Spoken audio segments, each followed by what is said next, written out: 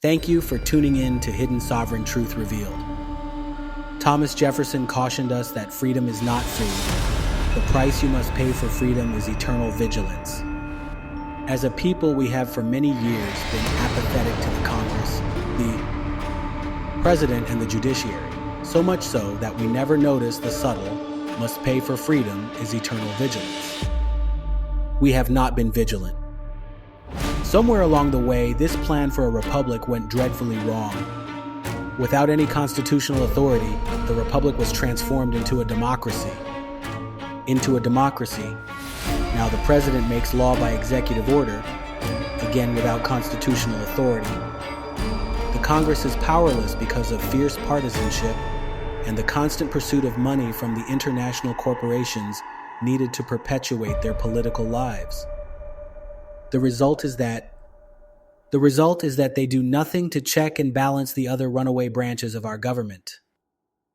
The agencies that were created by Congress to make and enforce regulations and administer the draconian laws of the executive branch now answer only to the diseased, corrupted body of the executive branch, which answers to no one but the international cartel of bankers, philanthropists, and senior-level policy wonks. These incomprehensible laws of Congress, especially the taxing statutes, are patently unconstitutional in their application to the citizens of the 50 states.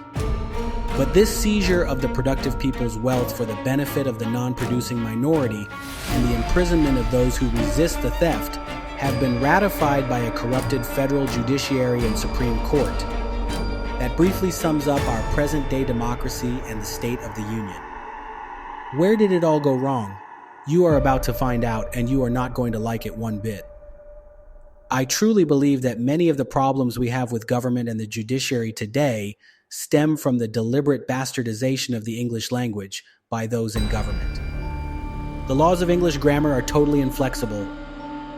It is absolutely impossible for any English-speaking nation that prides itself on the assertion that it is a nation of law and not of men, without adhering to a strict discipline in the use of the English language and grammar, to be anything other than a nation of men without law.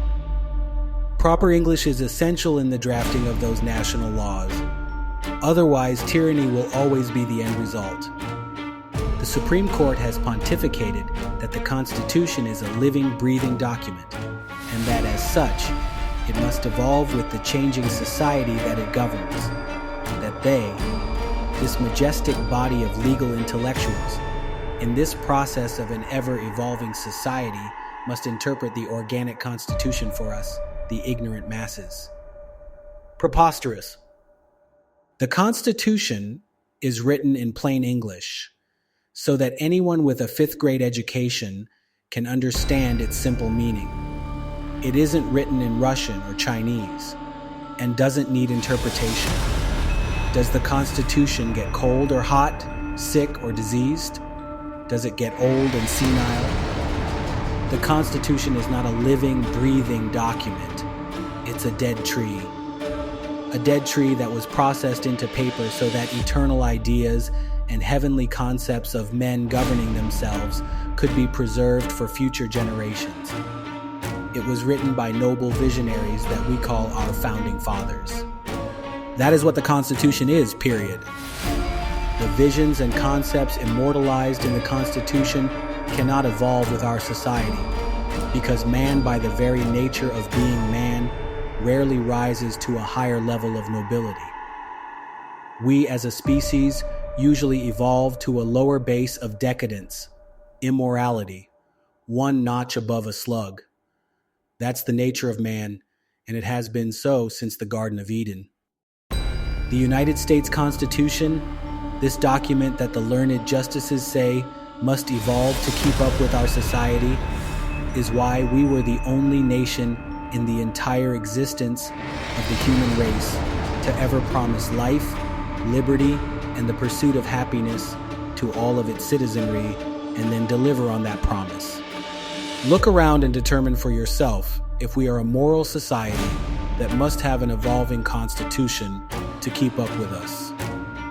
Our government has taken from us our common law and the protections it afforded us and replaced common law with government-made vulgar law called statutory law that strips us of our freedom by creating legal fictions and compelling performance from those legal fictions which common law did not.